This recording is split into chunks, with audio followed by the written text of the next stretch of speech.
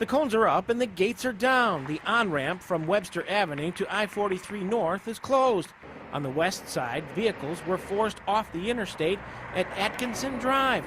Many drivers are already feeling the effects. It's a big hassle because of all the construction that's going around town. The bridge downtown was closed for how long? And now this one is out.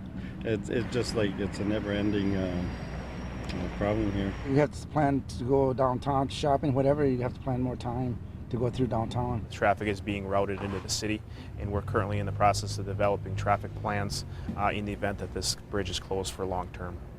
The Leo-Frigo Bridge passed its last inspection in 2012. While the report details some minor cracking on the bridge support, there were no significant issues found. But the lead bridge engineer for the Wisconsin DOT says inspectors would not necessarily see signs of settling. Is there any way an inspection would have been able to identify a problem like this, to know that it was going to happen? The only way you would know that is if you saw something visually during the inspection. If we got down there during the inspection and we noticed something moving down below by the footing area, yes, we would have definitely looked at it closer. Dale Weber says the concrete pier settled more than 2 feet. The settling was obvious as crews examined the 6-foot concrete footing at the base of the pier.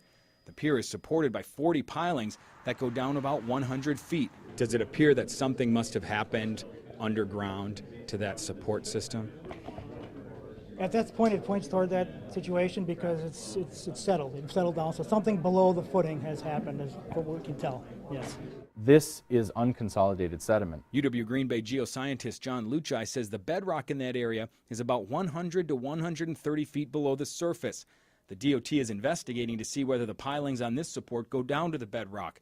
Luchai says it's too early to know exactly what caused the support to settle. At the end of the day, it's an engineering problem, probably brought about by something geological, but we don't know that. We don't know if it was poor materials, maybe someone didn't do what they were supposed to do, and hopefully a good investigation will figure out exactly what happened.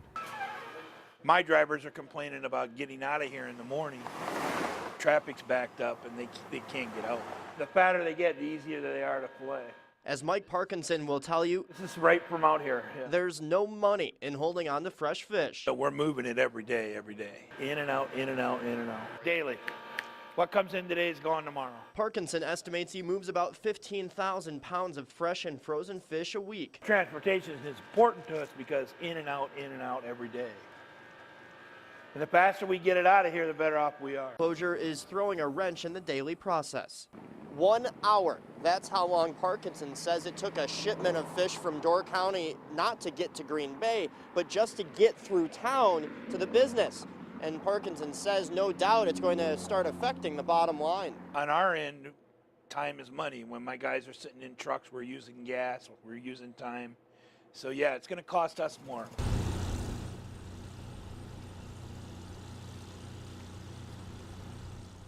We haven't detected any further movement in Pier 22 or in the adjacent piers.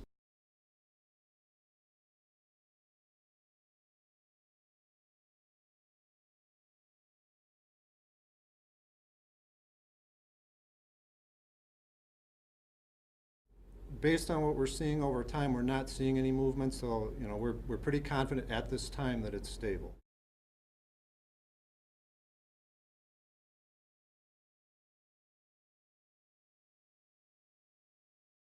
Right now, the idea is to look at the bridge, find out what's wrong, make sure it's stable, come up with a plan to fix it, and then fix it.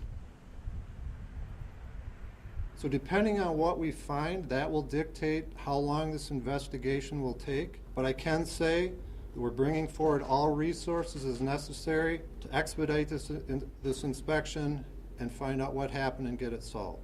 Another thing that still can't be answered is whether federal or state money will pay for the repairs. To be honest with you, we don't know right now how the money's going to shake out, but it will once we come up with a plan to fix it.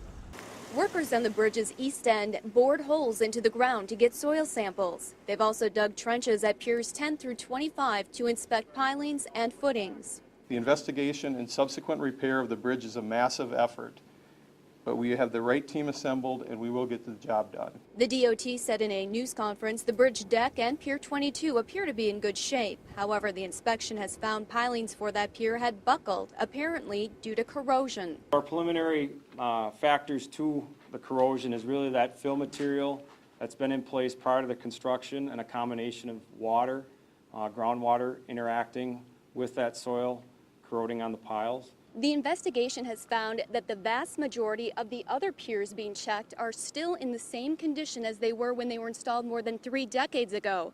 However, it's been discovered that some piers are suspect. Adjacent piers, Pier 21, Pier 23, and Pier 25, we did see corrosion on our test pits. Not to the severity, obviously, that caused failure, but you could see corrosion. And I want to reiterate, this does not indicate that the rest of the bridge is in danger of collapse. DOT officials say the fill material found in samples from the 70s show foundry sand and organic material. That fill is unique to the east side of the bridge. The new soil samples are being compared to older ones. To confirm that what the soil borings were done in 1974 is what we're encountering today, that there wasn't land use changes under those piers that would cause concern for corrosion further on the legal Frigo Bridge. Flashing lights, full gear, and fire hoses. We're doing a training evolution to get water up to the bridge, the Leo Frigo Bridge. Sound good? Green Bay Metro firefighters practiced what to do in case of an emergency. Crews hooked up to a fire hydrant on Billsby Avenue below the bridge. A fire engine supplied the ladder truck, which has a pipe built into it. The ladder is raised 80 feet to the top of the bridge. Then a fire engine on the Leo Frigo hooks onto that. Basically, it's like a portable fire hydrant. We're using that to just hit hot spots. Fire crews say the bridge exercise is unique to the area. They got the same training last year, but this year it's not as much of a hazard. With no traffic, the bridge being closed, it's much safer for us to conduct this training. Lieutenant Craig says this training is necessary because placement of the ladder is critical. If it's off a foot or two on the bridge, it won't reach it. These procedures came as a result of the 53-car pileup on the bridge in 1990 that killed 3 people. A large truck was on fire, semi-truck. Crews had a difficult time putting out flames on top of the bridge. One firefighter still with the department today clearly remembers the mess. Multiple fires, and just the scene was they had leaking fuel. While the hydrant may have been in place, the technology was not. We were doing everything through tender tanks. The trucks were bringing the water and pouring it into a tank. The current method was most recently used in 2009 when a semi hit a crane and burst into flames. It can happen, it does happen, and we need water when it does happen. Firefighters say they feel more confident with today's modern equipment and training. We're in the business of being prepared for those emergencies so we can bring a little order to the chaos that's happening